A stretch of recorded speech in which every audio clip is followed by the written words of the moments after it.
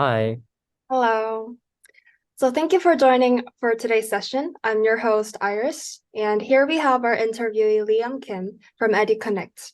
He's the co-leader of the organization and has been dedicating himself to providing education access to all people who do not have access. So could you please start off our interview by introducing yourself? Please tell us your name, grade level, the organization that you're part of, and briefly describe what kind of person you think you are. Okay, hello, the readers of the Robinson Review, and hello, EduConnectors. My name is Liam Kim, and I am a current junior in Korea International School Jeju, also known as KSJ. And then I am the co-leader and also the head project manager of EduConnect. So I generally manage all of the projects that go on EduConnect in the status quo. And then briefly describing what kind of person I am a quite jovial person with lots of enjoyments. I like to have fun. And then I really like to kind of keep things in a really lightened mood to have a really encouraging atmosphere for all students and all teachers and all our YouTube subscribers and viewers to kind of get to know who I really am, apart from getting all the necessary knowledge that they would like to have. And then also kind of build lots of personal relationships with me through personal interactions, and also learn lots of new information or new things that they would like to learn about through our programs. Thank you for your amazing introduction. Next, we'll be moving on to talking about your areas of interest or passion. So could you please share any of them? Okay, so an area that I'm really interested in is the field of diplomatic relations, also known as international relations. So in the future, I hope to be a diplomat. So going around the world and meeting new people and delegates from many different countries, and then kind of interacting with them to get the result that I want to have, right? I want to really kind of make a change to the world and then like bring some many national benefits to my own country, South Korea, through these diplomatic kind of relations, and also build a society where like abiding to the UN SDG goals, I really want to contribute in the UN by providing for example, UN SDG goal number 4, access to quality education for all people. So that is actually what EduConnect is responsible for. EduConnect's aims was created to achieve this goal, the UN SDG number 4, of providing quality education for all people, regardless of their socioeconomic status, regardless of their knowledge or their background or their race, or any other things that may determine a person who they really are. We're trying to provide lots of support and lots of knowledge, a diffusion of knowledge and culture for free, through in the form of a free kind of distribution on using the platforms on YouTube and Instagram. So as you can see, I'm really passionate about some international relations and meeting new people and getting to work with them. That's why I developed EduConnect into an international NGO, non-governmental organization, where I meet new people every day, people from Africa, people from Europe, America, South Korea, Japan. Well, I meet lots of refugees from many other countries as well. So establishing these relationships with new people and getting to work with them to provide quality education for all, which is like a factor that all people want, right? All people want quality education to kind of enhance their fulfilling potentials as a human being, and then also get to learn lots of new things so that they can get closer to their step of achieving their true goals, right? The goals that they want to achieve as an adult when they grow up. So as the leader of EduConnect, these are the things I do. This is what EduConnect is responsible for, and it is also our kind of like, the reason why EduConnect was created. And then I really connected those kind of really humanitarian approaches, some really good things, like in the kind of context of an international service kind of context, to provide these services for free to all people from the globe, reaching all people, and then interacting with them to achieve the common goal of helping people to fulfill their human potential, and also to resolve any questions or any kind of like knowledge that they would like to get resolved. When you talked about diplomacy, your passion in diplomacy, I immediately thought of MUN because that's why you're devoting yourself to MUN, right? Like when I joined the same conference with you, I could really see your passion to diplomacy. And I could see your like amazing amount of preparation, also your confidence in your speech. And yeah, and I think it's really, really cool. Thank you for bringing up SDG goals as well, as they are a huge part of your organization's mission. And I could really see the big goal of your organization as it's providing education access to all different people. And now we're going to move on talking about the organization itself. So I think you already explained us with a great amount of detail about what kind of organization is EduConnect. So maybe it'll be great if you can discuss some activities you and your organization have done in the past. Okay, so I believe as those who are able to receive high-level education at each of our talents and interests, I think it is important for us to share our knowledge and interest beyond the environment around us. So despite the modern world has faced advancements in the standard living conditions and reduced literacy rates, EduConnect believes that there are still some social minorities who need the help of a hand for gaining access to quality education, a thing that has become a privilege for the socially favored, while it is supposed to be equally open for each and every one of our society. So that's why we pair with the UN SDG goal number 4 that I mentioned before. And over the past 4 years, EduConnect has been serving as a branch for refugees, for young children and students of all ages who are in need for the opportunity of quality education in the form of an educational non-governmental organization. So along our paths, we have collected over 230 followers on our social media webpage on Instagram, over 10,000 views total on our Instagram Reels, and over 1,650 plus views. I think it's around 2,000 at this point, total on our official YouTube channel. And on our YouTube channel, we provide lectures on many different stuff. So we film the kind of services that we do online through Zoom. So we kind of film the highlights from our Zoom sessions with some refugees and with some children who are in need of a help to English education. So since I am attending an international school, I really think that I'm kind of really privileged, right? Because an international school, it requires lots of tuition. So I'm kind of privileged, right? And my mission, the mission of myself and my group is to give back all of this privilege that I've experienced from society back to the society by providing all levels of quality education that people in the society may need for free. So I'm really trying to diffuse my knowledge to people. So that's why on my YouTube channel, I also teach English, but then I also teach my area of kind of expertise and my interest. I also teach AP Psychology, and I'm planning to teach some history lectures, AP World History or AP US History for international students and my peers in international environments. But then for just like people in general, I also plan to include some podcasts on really controversial, in my case, many controversial, debatable international relations related topics, or some other people who are interested in science, like those other people in our group, they are managing some lectures on some mathematics and science subjects, such as STEM subjects, also known as STEM subjects. And they're also conducting research on medicine or some in research on the COVID-19 virus status. So as you can see, our group kind of gets over all of the possible subjects and areas and the really important factors of society with great depths. And then we also left a record on our official YouTube channel and our official Instagram and our webpage. So you may kind of come to our webpage, our official YouTube channel, and then leave some comments, leave some likes, and subscribe our channel, and then get to know all of us personally because we all left our emails and our Instagram IDs.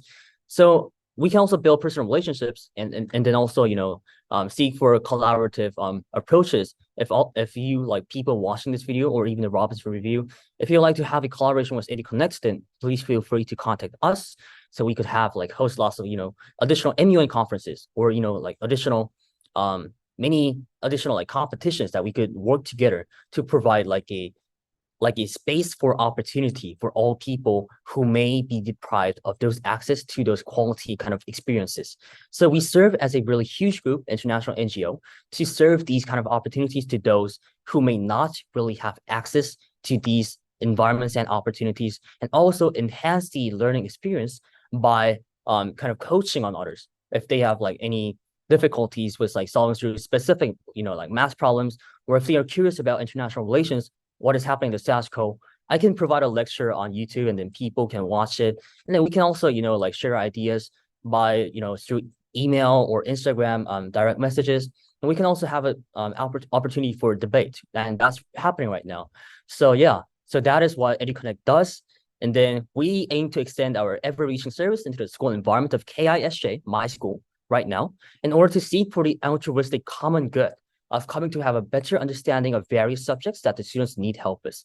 So for example, we're going to teach AP Psychology, myself, and AP World History, and then some other kids who are part of our group are going to teach STEM subjects. So we're going to host like after-school academic support sessions so that we can cover some areas that the teachers may have difficulties with, because like they are too full of schedule, right? So some students, they cannot ask some questions to the teachers. That's a problem in KSJ right now.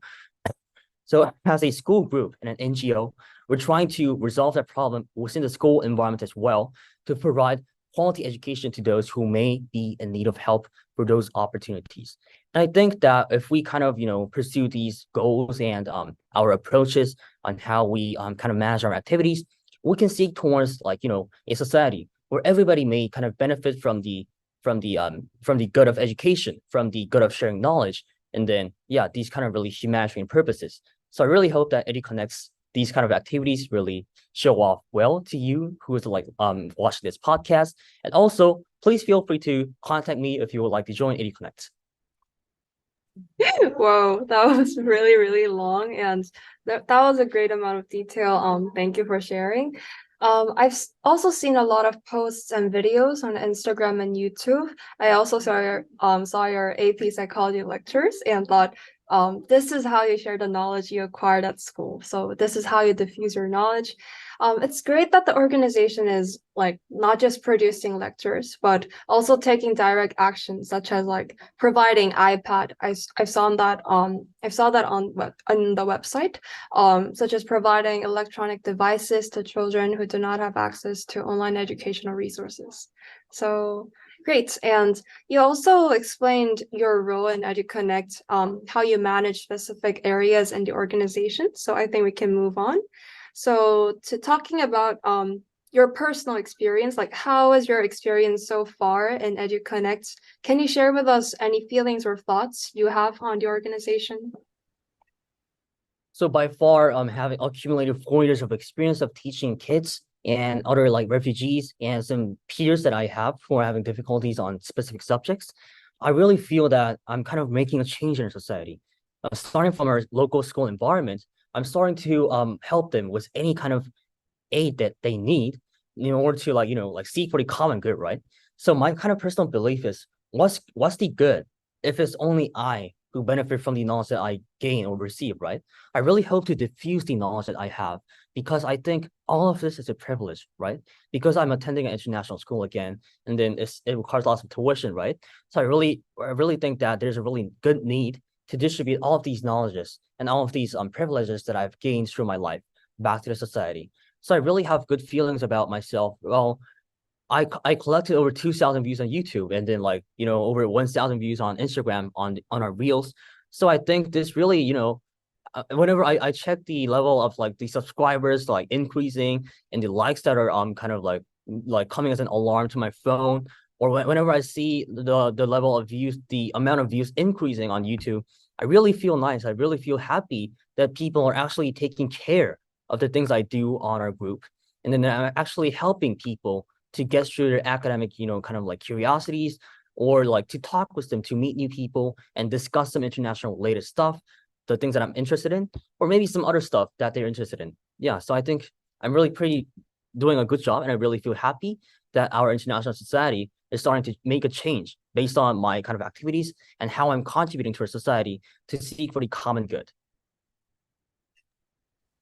Like, I totally agree on how you explain that.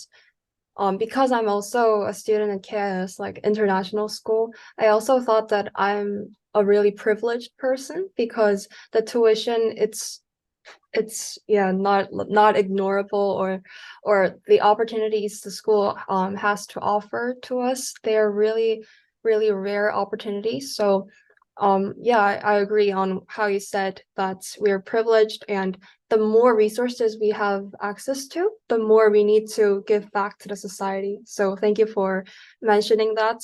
And now we're going to talk about you talked about your achievements and basically the process. Now we're going to talk about some obstacles or difficulties that you faced along the way. So, what are some obstacles that you faced in your journey in EduConnect or in your area of interest? How did you manage them? Do you even see them as obstacles? So although EduConnect is now a really huge international NGO with a certified, like an NGO certificate, and then like we're also a big group providing all these services to our school community and to the international community, right? We're extending our influence right now, but then EduConnect wasn't like this from the start. And only 3 of us followed our Instagram account. So there were no followers on Instagram except for us. And then nobody knew what EduConnect was doing, right? And then nobody even knew our goals and missions because I never really had the opportunity to have these types of interviews with other groups who are responsible for, like kind of providing these interviews and like knowledge and insights of famous, I will not really call myself famous, they're really influential people, right? So yeah, I feel really, really grateful that I'm getting this opportunity. I would like I would like to say thank you to the Robinson Review for this opportunity. Then going back to the question, some obstacles I faced was that when there was a time of a level of influence, when the times when our level of influence was quite low, I really tried hard to break the barriers, right? So I would call myself a kind of introverted person. Although I really look extroverted on the outside and I like meeting new people, it's always kind of, it's kind of hard to, approach other companies or other kind of, international non-governmental organizations to kind of like ask them to follow us back for a follow or, to like kind of have negotiations on how to sign some like memorandum of understandings, MOUs, to kind of discuss some further, like process on how to kind of benefit each other mutually through some business relations. So this is an area of business. Managing a non-governmental organization requires lots of like diplomatic skills, right? You need to talk with people from other groups, from other countries who may have different perspectives as you, and then you need to kind of negotiate with them to form an MOU in order to form a long-term relationship, in order to pursue a really long-term kind of impactful activities, right?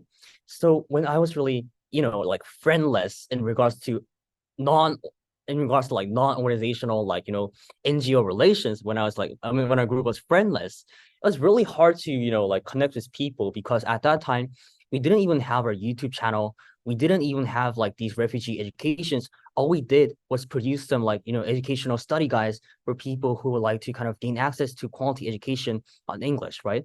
So we just like, like created some materials, we would host like, like regular sessions, by going to some like childcare services centers and then educating English for them and just distributing some like basic English skills. And then all we did was like donate stuff. Donating is a big part of our group as well. As you have mentioned, we have donated lots of like iPads, lots of electronic devices, using our own money and then using our kind of like fundraising events in order to pay for all of the kind of services that we provide for, right? Because if you want to like attend our Zoom meetings, because all of our activities are done through Zoom meetings mostly, like all the education sessions. So you need a device, right?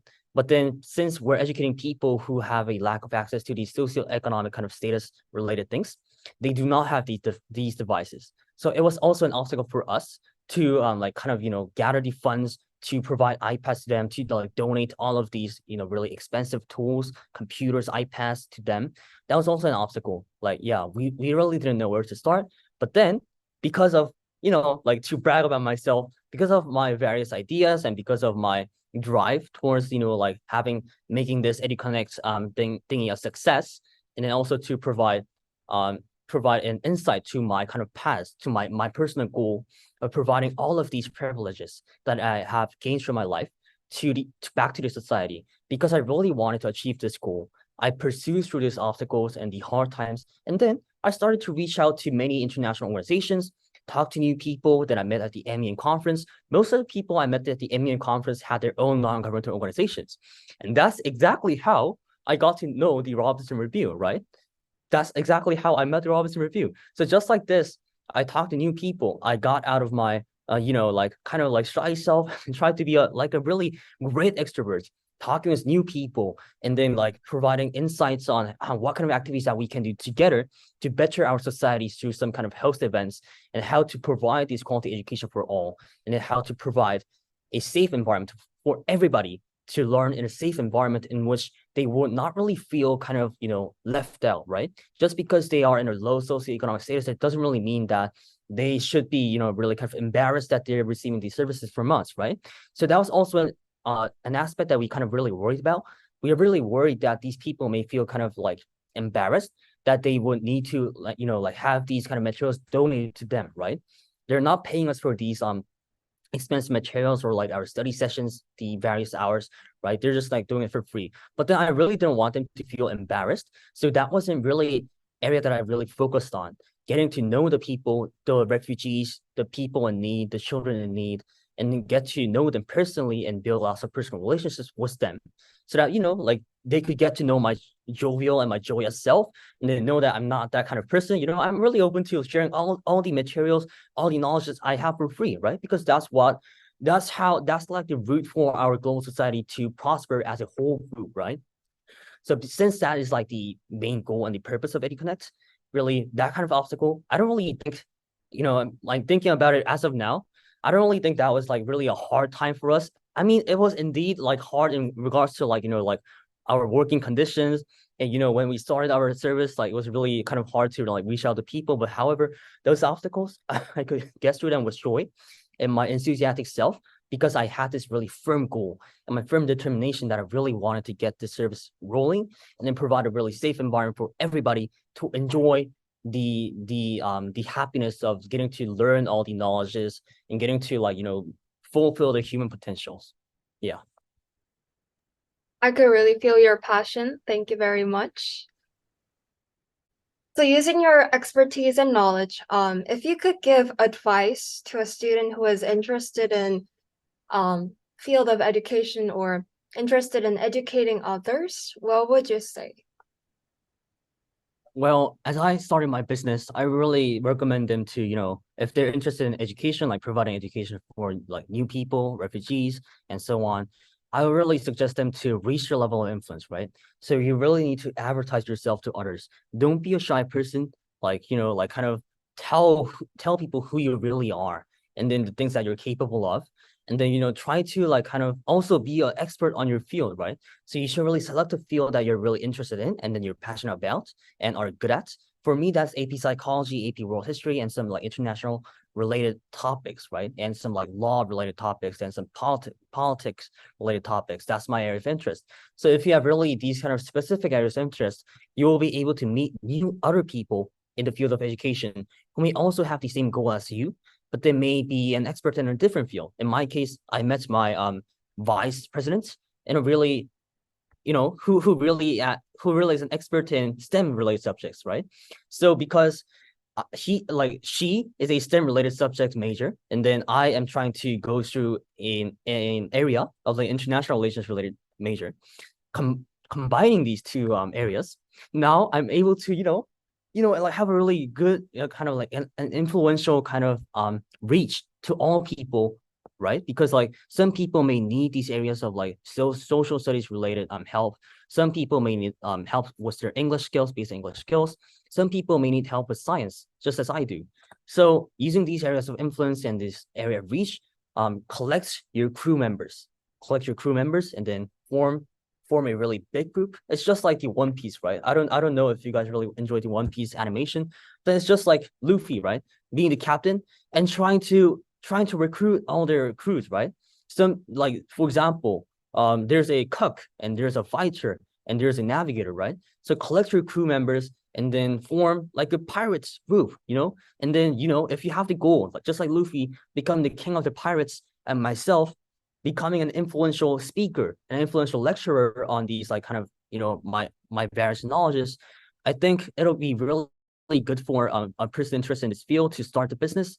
If they kind of like use these skills and using these advices that I've told them right now to start a really influential business. And I really hope some other groups such as EduConnect will be created in the near future, such as like the second EduConnect, the third EduConnect, the post EduConnects that will be created in the future, so that the level of influence can be forever, right? So that EduConnect and myself could leave a legacy on this field to, like in providing all of these privileges that we have gotten to back to the society in this area of field. I think we can like kind of leave a legacy if students can also pursue their kind of goals in providing these levels of education back to the society and for free without any profits. That's the main goal. Yeah.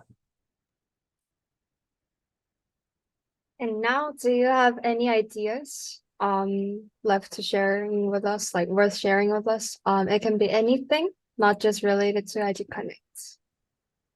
Currently, EduConnect is trying to establish a separate branch in Africa.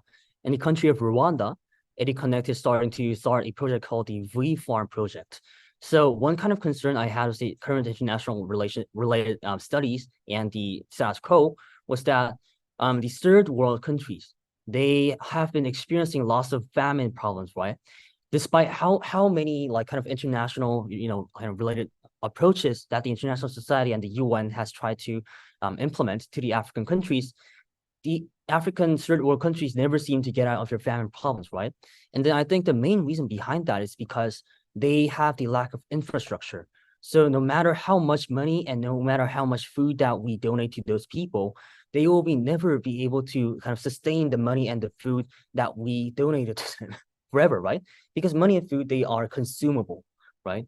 So I really felt that there's a really big need to help them to establish a really long-term solution on how to manage with these food-related, famine-related problems, right? So I decided to, through thorough research, I found out that aquaponics is a really big kind of technology that could help resolve these famine-related issues and in the area of infrastructure. So aquaponics is not really hard to make in regards to like kind of construction-related businesses. And then also aquaponics is about using the minimum level of water to like kind of like provide water for all the agricultural fields that needs to be farmed, right? So since aquaponics is like this really innovative technology that has been a rising kind of really hot issue on our international related kind of issues, like as a solution, I decided to like in a collaboration with the Rwandan government, through many kind of, as I told you, I met lots of crew members. And then one of them happened to have a connection with the Rwandan government. So yeah, so I took that initiative to connect with the government, the presidency, and then we're trying to establish a memorandum of agreement at this status quo. And then we have also kind of succeeded halfway through kind of like trying to start the business of establishing those aquaponics programs. And then we have currently borrowed a really kind of like not really big building, but like a small kind of place, like a building where people can utilize as a shop, like a free refrigerator, and also as a shop for profits to kind of localize to kind of like make profits out of the local economy, right? To kind of activate the local economy. So my idea right now is by using those, new vegetables and like new kind of like, crops that they have grown self-sustainably without any help from the other countries in regards to like financially or kind of like food storage kind of context, with the infrastructure that we have provided to them through self-sustainable agriculture. By using those crops that they have grown by themselves, I think they can kind of really make profits out of it by making them into salads, right? So, for example, ranch salads or Cajun chicken salads or any kind of salads that are really like kind of famous in Africa. I need to kind of delve into research of what kind of taste they like, but then still using those new salad recipes and like vegetable related food dishes, I think we can also catch like two areas of interest, right? One, resolving hunger. Two, eating a really nice meal, right? Because people are happy when they eat a nice meal. I myself, I really get happy when I have nice meals, right? So that's like one of the key reasons why I really wanted to start this business, because I like eating stuff so much.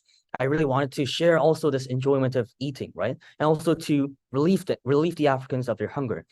Although I know that like this will not be the ultimate solution to solve all the famine problems and also the hunger problems, it's like a big stretch. But then still, I'm trying to take an initiative as a global kind of leader, right? I'm trying to help them to get out of famine problem by identifying the correct reason why they have been in this famine situation for the past like 3-4 decades, right?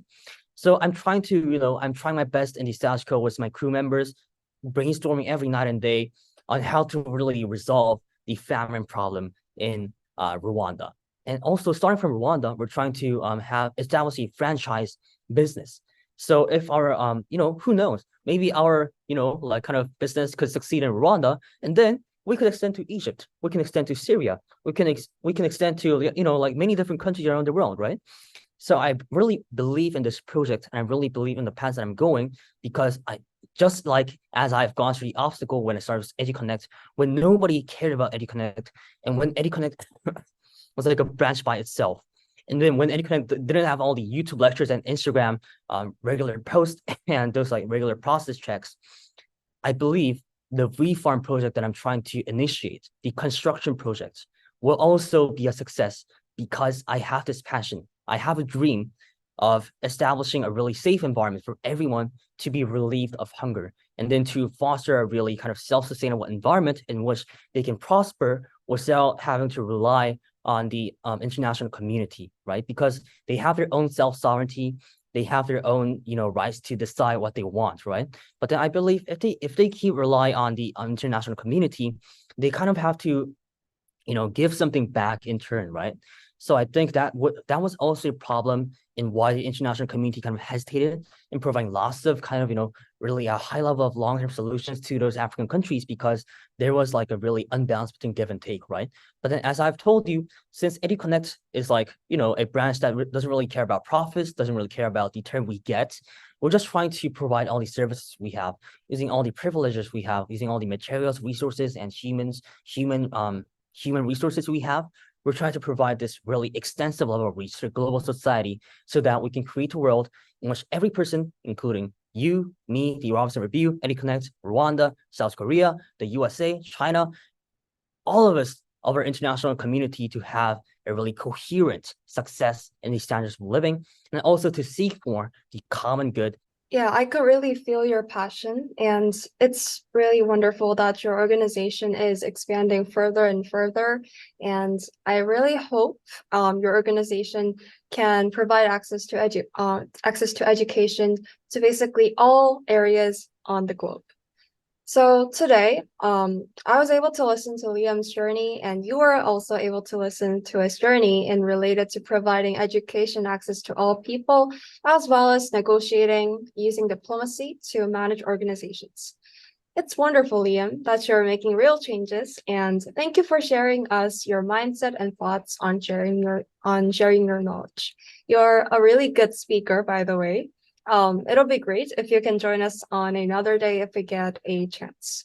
I hope you have a nice day, and it was a pleasure meeting you. All right, thank you, Iris. Thank you, Robinson Review subscribers, the Robinson Review department. Thank you, EduConnectors, for again pressing likes and subscribe to this video. And then I really hope to have future joint host events, to host joint events with Robinson Review for further any competitions or any like kind of joint events on like using platforms to extend our business level of reach, just as the EduConnect's main goal, for free, of course, for non-governmental organization, like non-profit related purposes. And then I really hope that our level of reach can really make an impact on the world, and that people may benefit from the kind of share back to the society that we're providing to them. Thank you all. And then I really hope that this interview session was really enlightening to you guys and really enjoyable. And I really hope to see you guys again. Bye. Thank you very much.